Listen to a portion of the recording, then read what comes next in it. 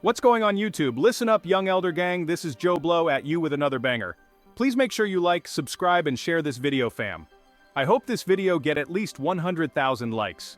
In this video, you will find history, definitions, scripture, information, and best of all, what we Americans have been deprived of from the beginning, the truth. Keep in mind, this content used in this video is intended for entertainment, educational, and informational purposes only. The information provided on this video is not to be construed as legal advice. We are not legal attorneys. For legal advice, please seek out a licensed legal advisor or attorney. We will give you the total truth as we best understand it today. Be sure to hit that like button, young elder gang. Hit that subscribe button if you're new to the channel. Hit that bell and don't forget to check back with us every day for new content. This is Young Elders Law School Day 3. If you haven't checked out the first and second day, check out the first and the second days just below this video on the video side. Alright, let's get started. A preliminary injunction is an order granted by a judge prior to the final resolution of the case that requires a party to do or not to do something. A preliminary injunction is a temporary measure that may be granted if the plaintiff can prove that irreparable harm will occur without it. A preliminary injunction is a court order that temporarily prevents a party from taking certain actions while a lawsuit is pending. The purpose of a preliminary injunction is to preserve the status quo until the court can make a final decision on the case. A preliminary injunction can be used to stop a party from continuing harmful actions, require a party to act in a certain way, prevent irreparable harm. A judge will grant a preliminary injunction after a hearing, and the decision is based on several factors, including the likelihood that the applicant will win the case, the potential harm to both sides if the injunction is granted or denied, the inadequacy of other remedies, such as monetary damages. A party that fails to comply with a preliminary injunction may be held in contempt of court. In animal protection cases, preliminary injunctions may be granted if an animal will be seriously harmed or killed prior to the case being complete. For example, this may include cases in which a state's Fish and Wildlife Agency is being sued to stop a planned hunt, and the hunt will occur before the case is finished. Another example might be if a person is being sued over their mistreatment of an animal, and the animal in question is so sick or injured she could die before the trial is through. A motion to dismiss is a motion filed by the defendant, asking for the suit to be dismissed because of a defect in the complaint. Typically, a defendant files a motion to dismiss early in a lawsuit. The motion will allege some reason that the plaintiff's case cannot or must not be allowed to proceed. A motion to dismiss is a formal request to a court to throw out a case or a charge against a defendant. It's a pre-trial motion that's often filed by the defendant shortly after receiving the complaint. A defendant might file a motion to dismiss if they believe the complaint is invalid for legal reasons, such as, there isn't enough evidence, the alleged facts don't constitute a crime, the complaint doesn't contain any facts to support a claim. The facts in the complaint are insufficient to support a claim. When a judge rules on a motion to dismiss, they're only looking at the legal validity of the charge, not the defendant's guilt or innocence. In California, a motion to dismiss is sometimes called a demurrer, involuntary dismissal. A1. A judgment dismissing an action shall be rendered upon application of any party, when the plaintiff fails to appear on the day set for trial. In such case, the court shall determine whether the judgment of dismissal shall be with or without prejudice. 2. The court, on its own motion, may dismiss an action without prejudice when all the parties thereto fail to appear on the day set for trial. However, when a case has been dismissed pursuant to this provision, and it is claimed that there is a pending settlement, either party may reinstate the suit within 60 days of receipt of the notice of dismissal, and any cause of action which had not prescribed when the case was originally filed shall be fully reinstated as though the case had never been dismissed. B. In an action tried by the court without a jury, after the plaintiff has completed the presentation of his evidence, any party, without waiving his right to offer evidence in the event the motion is not granted, may move for a dismissal of the action as to him on the ground that, upon the facts and law, the plaintiff has shown no right to relief. The court may then determine the facts and render judgment against the plaintiff and in favor of the moving party, or may decline to render any judgment until the close of all the evidence. C. A judgment dismissing an action without prejudice shall be rendered as to a person named as a defendant for whom service has not been requested within the time prescribed by Article 1201, C, or 3955 upon the sustaining of a declinatory exception filed by such defendant, or upon contradictory motion of any other party, unless good cause is shown why service could not be requested, in which case the court may order that service be effected within a specified time. To file a motion to dismiss, you can review the complaint, read the complaint carefully to identify any legal deficiencies, research relevant laws, find supporting statutes and case law, draft the motion, include a clear introduction, a detailed argument section, and a conclusion. File the motion, follow the court's specific filing procedures, serve the motion to the opposing party. Respond to the motion, the opposing party will have a set period to file a response. Review and decide the motion. The court will review the motion and the opposing party's response. Here are some tips for drafting a motion to dismiss. Introduction. Provide some general facts and analysis. Statement of facts. Include facts that will support the motion. Cite evidence. Cite the complaint or other admissible evidence. Know the standards. Craft an explanation of the standards that must be met. Apply the law to the facts in a convincing manner. Some courts require pre-answer motions to dismiss to be made within 21 days of service of the complaint. These reasons vary. 3 common ones would be lack of jurisdiction, meaning that this particular court cannot hear this particular case, and failure to state a cause of action, which means that even if every fact the plaintiff alleges is true, the plaintiff hasn't shown the defendant to have done anything legally wrong, and lack of evidence. A motion for summary judgment can be filed by either the plaintiff or the defendant. The party filing this motion must show that there is no dispute between the parties about any material fact, and that the movant, the party asking for summary judgment, is entitled to win as a matter of law. A motion for summary judgment is a request to a court to decide a case without a trial. Either party can file a motion for summary judgment, and it can be used for the entire case or just part of it. The purpose of a motion for summary judgment is to argue that there is no genuine dispute about material facts in the case, and that the moving party is entitled to win as a matter of law. The court will examine the pleadings and proof to determine if a trial is necessary. If the motion is granted, the court will make a decision on the claims without a trial. The case cannot then be presented to a judge or jury at trial. If you receive a motion for summary judgment, you can respond by filing a brief and supporting evidence. You can also file sworn affidavits or declarations. If you don't respond to the motion, you could lose your case without the judge hearing from you. Summary judgment can save time and resources for both parties and streamline the judicial process. In law, a summary judgment, also referred to as judgment as a matter of law or summary disposition, is a judgment entered by a court for one party and against another party summarily, that is, without a full trial. Summary judgments may be issued on the merits of an entire case, or on discrete issues in that case. Here's an example. Let's say Joe Blow keeps a tiger in a cage at his dance studio in North Carolina. The tiger is starving and lives in a dirty concrete block. An individual files a private suit under the Endangered Species Act to have the tiger moved to a sanctuary. Joe Blow does not deny keeping the tiger or the details of the tiger's poor treatment. A motion for summary judgment may be appropriate in this case, since the material facts are not in dispute and the judge need only determine whether these undisputed facts constitute a violation of the Endangered Species Act as a matter of law. What is mediation in law? Mediation is a process during which the parties to a dispute will try to negotiate a settlement or resolution with the help of a trained, neutral third party. Mediation is a legal process that involves a neutral third party helping parties in a dispute reach a mutually acceptable resolution. Process. A mediator facilitates negotiations between parties in a private and confidential setting. The mediator helps parties understand each other, identify solutions, and reframe issues. Outcome. A successful mediation results in a signed agreement or contract, which is binding and has the force of a contract. Alternatives. Mediation is an alternative to going to trial or having a judge impose a decision.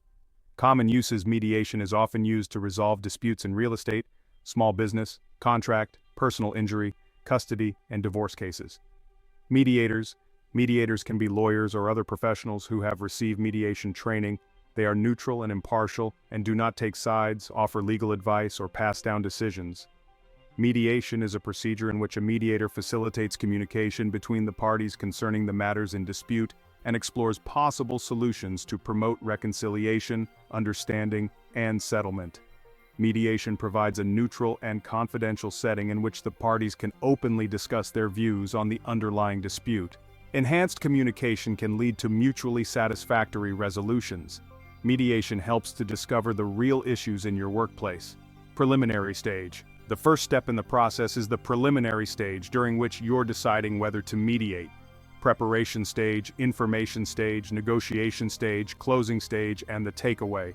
Sometimes parties will voluntarily enter into mediation as an alternative to going into court. Other times a judge will order parties into mediation. Mediation has long been used to determine custody of companion animals when a couple is divorcing, and may be used in many other types of other animal-related cases as well. In law, a hearing is the formal examination of a case before a judge. It is a proceeding before a court or other decision-making body or officer, such as a government agency or a legislative committee. In a civil case, a hearing is any proceeding before a judge in court. There may be multiple hearings before the trial itself takes place. These can include scheduling hearings, hearings on motions, hearings regarding discovery, hearings relating to evidence, or any number of other things. Hearing has multiple meanings, including a formal court proceeding and the ability to hear. Legal proceeding. A hearing is a formal court session where evidence and arguments are presented to resolve a specific issue before a trial. Hearings are usually brief and less formal than trials. The purpose of a hearing is to give each side the opportunity to present their position.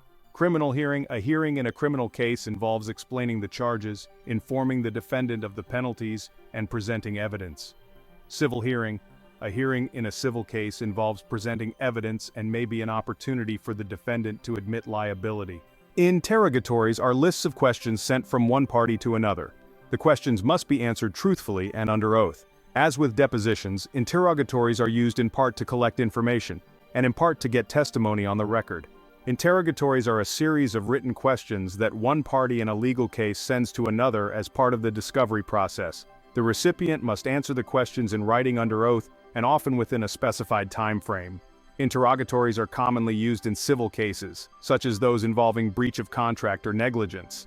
They can also be used in criminal proceedings, but to a limited extent. Here are some things to know about interrogatories. Number of questions. The number of questions that can be included in an interrogatory is usually limited by court rules. For example, under the Federal Rules of Civil Procedure, each party can ask the other party up to 25 questions. Who can respond? Only parties to the case are obligated to respond to interrogatories. Non-parties can be contacted through other discovery methods, such as depositions. Objecting to interrogatories. An interrogatory can be objected to if it is considered excessive or burdensome. Sanctions for non-compliance. If a party fails to comply with interrogatories, they may face sanctions, such as fines, being forced to pay the other party's attorney fees, or having evidence excluded at trial. Interrogatory. Legal Information Institute. In civil procedure, an interrogatory is a list of written questions one party sends to another as part of the discovery process. The parties will have a certain amount of time in which to answer the questions dictated by the rules of civil procedure for the court hearing the case. During discovery, the parties may request documents relating to the case from each other. If someone is suing a veterinarian for malpractice, that person might request their animal's complete veterinary records, and copies of any communication the veterinarian had with any other parties about the animal. A document request is a written request for specific documents or other physical items that are relevant to a legal case. Document requests are a part of the pre-trial discovery process where each party gathers evidence to build their case. They are also known as a request for production of documents, notice to produce, or demand for document inspection. Document requests can include emails, texts, letters, photographs, calendars or agendas, financial information, deeds or land contracts. Other relevant physical items. Document requests are important because they help a party know what documents the other side relies on, prove their case or defenses, and address liability and damages. If a party doesn't respond to a document request within the acceptable time frame, the requesting party can file a motion for order compelling evidence. If the opposing party still doesn't comply, the requesting party may file a motion to dismiss. The rules of civil procedure for the court in which the case is being heard will govern these requests, which documents can be requested, the form the request should take, how much time the other party has to produce the documents, and so on. Definition. A written list of documents, electronic files, and audio and video recordings or physical things, submitted to a party from his or her adversary to inspect and copy the requested items, and that have relevance to the issues in a lawsuit. If the case will be tried before a jury, the parties will engage in jury selection before the trial itself begins. Some civil cases can be tried before a jury, not just a judge. This mostly applies in cases where money damages are at issue. Say, for example, the plaintiff is asking to be awarded money in a veterinary malpractice suit. In cases where something other than money is at issue, a jury may not be appropriate or available.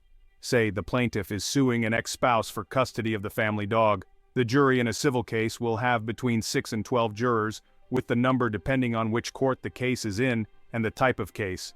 Potential jurors, usually pulled from lists kept by stage agencies of registered voters or licensed drivers, will be called into the courtroom's witness box. Attorneys for both sides will then have the chance for voir dire, which means asking each juror questions to determine if they could make an impartial decision in the case. Some potential jurors will be eliminated during voir dire. This process will end once the plaintiffs' and defendants' attorneys are satisfied that they have impaneled an impartial jury, plus some alternate jurors. Following discovery, the parties in court prepare for trial. This is the part of the lawsuit that most people are familiar with through popular culture. Here's the gist. A trial is heard in a courtroom. Lawyers for both sides begin by making opening arguments in which they lay out the cases they intend to present. The plaintiff's side then calls witnesses, who may be cross-examined by the defendant. Then the defendant's witnesses are called and may be cross-examined by the plaintiff. Once there are no more witnesses, both parties will give their closing arguments. Then a decision is rendered, either by the judge or the jury. Throughout the trial, the judge will be called on to make decisions and rulings on various issues. If a piece of evidence will be allowed into the record, for example, or if a question being asked of a witness is proper. During a trial, the judge's job is to determine the applicable law and maintain order and civility, according to the various rules of conduct, procedure, and evidence. In a jury trial, the job of the jury is to determine the facts and apply the law as described by the judge to those facts. If there is no jury, the trial judge assumes all of those responsibilities. Be aware that most civil lawsuits in the U.S. do not get to trial. An overwhelming number settle either before trial or are dismissed by the court for lack of merit. Once the trial closes, the judge or jury will have some time to deliberate before rendering their decision or verdict. The judge or jury will say if they have found the defendant to be legally liable, and if so, what the remedy will be, that is, how much money the defendant is obligated to give the plaintiff, and any non-monetary equitable relief. A legal decision is a court's determination of the rights and obligations of the parties involved in a case. It's based on the facts and laws of the case and can be in the form of a written opinion or a court order. A legal decision typically includes a summary of the facts, a discussion of relevant laws, the court's reasoning for how the law applies to the case, the court's holding or determination on the legal issues, the court's orders which tell the parties what they need to do. The term decision is often used interchangeably with judgment, ruling, opinion, or order. In the legal context, a decision is a judicial determination of parties' rights and obligations reached by a court based on facts and law.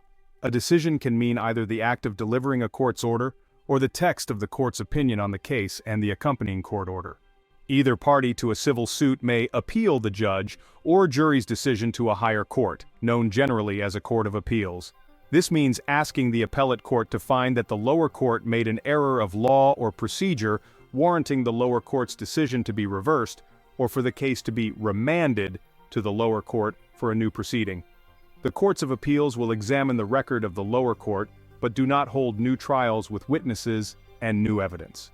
In federal court, the losing party may appeal from the federal district court that heard their case to whichever of the 13 federal courts of appeals has jurisdiction. Federal appellate courts are called circuit courts, and their jurisdiction is based on geography. For example, the Ninth Circuit handles appeals for much of the western United States. In the federal system, the only appellate court above the Court of Appeals is the U.S. Supreme Court. Appeals are typically heard by a panel of 3 judges. If the case is in state court, you will appeal to that state's Court of Appeals. There is then another appellate court above that one, usually called the State Supreme Court, more colloquially known as the Court of Last Resort. By and large, state Supreme Courts have discretionary review, meaning that they can take the case but are not obligated to do so. A request to another court to decide if a trial was conducted properly. An appeal is a legal process that allows a party to request a higher court to review a lower court's decision. The party that files an appeal is called the appellant, and the party being appealed is called the appellee. In an appeal, the higher court reviews the trial court's record, which includes the transcript, evidence, and documents from the trial. The higher court will then decide if the trial court made any legal mistakes that may have changed the outcome of the case. Here are some things to know about appeals. Right to appeal. In most cases, the losing party has the right to appeal to a higher court. However, there are some exceptions, such as in criminal cases where the government does not have the right to appeal. Type of appeal. Appeals can be either discretionary or of right. An appeal of right is when the higher court must hear the appeal, while a discretionary appeal is when the higher court may, but does not have to, hear the appeal. Final decision. The final decision on an appeal is made by the highest appellate court, which is the United States Supreme Court in the federal system. The Supreme Court is not required to hear every appeal. De novo review. In some cases, the appellate court may use a de novo review, which means they will look at the issue as if the trial court had never ruled on it. This type of review is generally limited to questions of law. An appeal is the legal process to ask a higher court to review a decision by a judge in a lower court, trial court, because you believe the judge made a mistake. A litigant who files an appeal is called an appellant. A litigant against whom the appeal is filed is called an appellee. Okay, that's all we have for you today, students. That's day 3. Come back to check out day 4. Be sure to take your notes and do your homework. Hit that like button and subscribe button, fam. We out. Peace.